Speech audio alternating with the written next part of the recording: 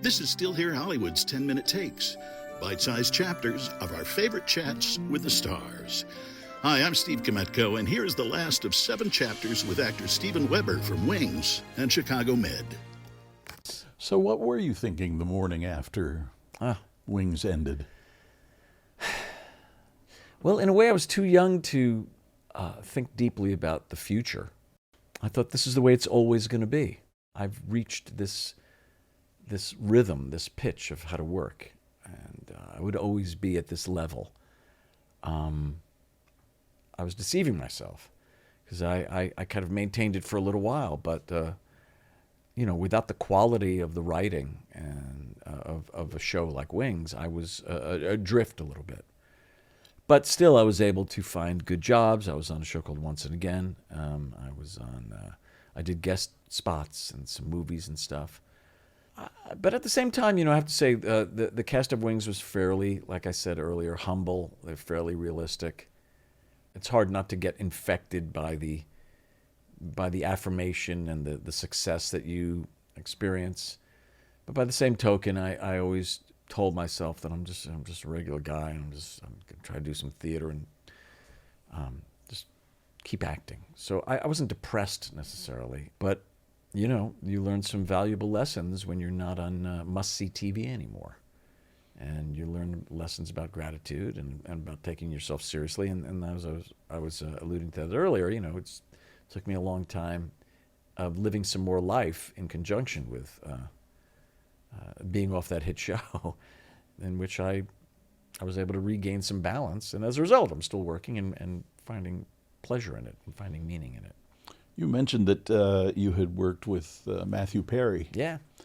His passing seems so unfair. Yeah.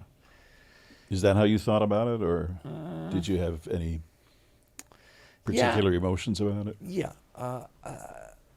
Unfair. It's such an interesting thing to ascribe to somebody who has had so much success and wealth and opportunity. But what he did have was a very human quality, which is pain and demons and all those other things, addiction, and which can seep into anybody, no matter how successful or happy they seem. I knew him. I worked with him. I didn't have kind of an intimate friendship with him, and I was able to observe him when we were on Studio 60, and he was incredibly professional. I didn't see any sign of the things that people allude to now, or then, for that matter. He was consummately professional, always prepared, and a great actor. He could do it all. And I confess that I wanted him to be my friend. So I was trying not to fanboy when I worked with him. He was a good guy. And look, I've developed a lot more empathy than I used to have, and especially getting older and seeing contemporaries fall away, or get ill, or kind of leave the planet. And so I think of him, and I think of his difficulties with respect, and sympathy. So Empathy and sympathy don't seem to go with someone who is as outspoken as you can be, as you talked about the things you've written online, that you can't let some things go, you have to respond. Yeah. Where did that come from? I absolutely think it's inherent in the medium itself. Those algorithms seem to kind of aggregate a person's rage. They give a person the feeling of power because they don't have to confront the person or the issue face to face. They can be keyboard warriors. They can ruminate and then spew it out into the ether without real consequence. Where'd that come from? I mean, I have opinions. I keep up on the news with the news, and but also I have my biases, and I fall into the same traps that I think a lot of people do. The kind of confirmation bias. I know what I believe. I know what I like.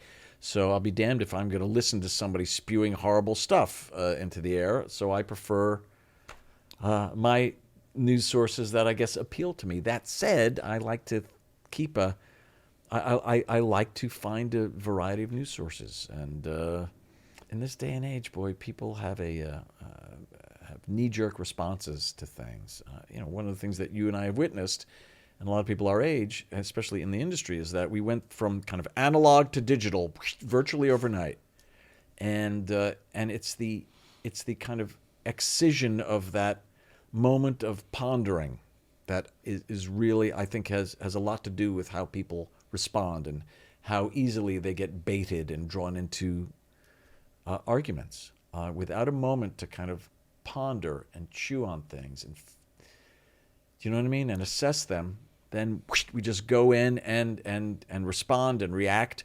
And I feel like with the advent of the 24-hour news cycle, and I actually have a theory. I hope I'm not blabbering, but that this started in New York City in the maybe late 70s, early 80s, when we come from the time when at 12 midnight the TV sets would turn to snow.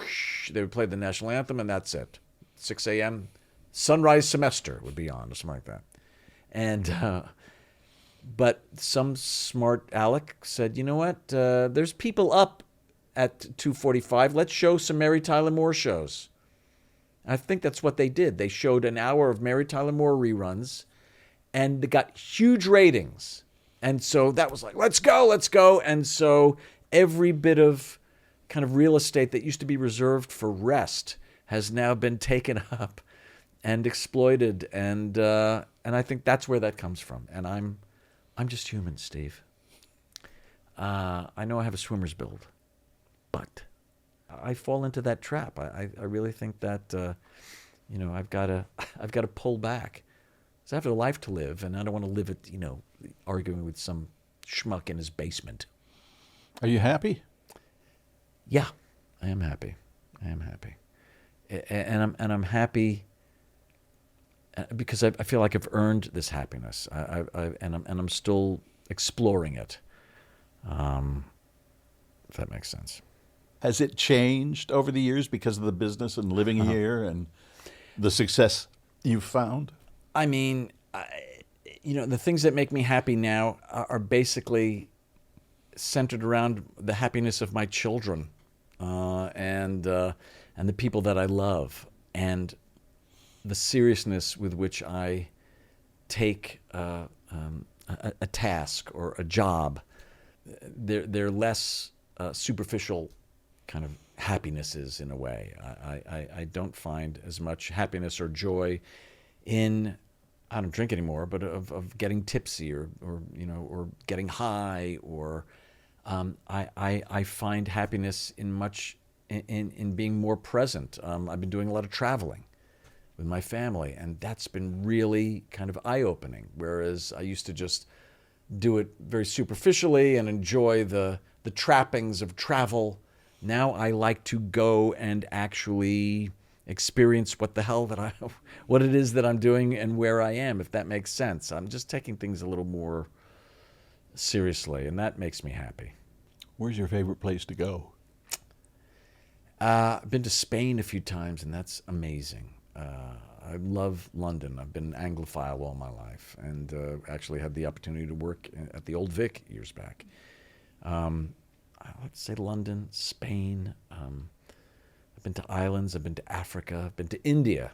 I think it's really important to try to get out of your bubble. And when I say your bubble, I mean America.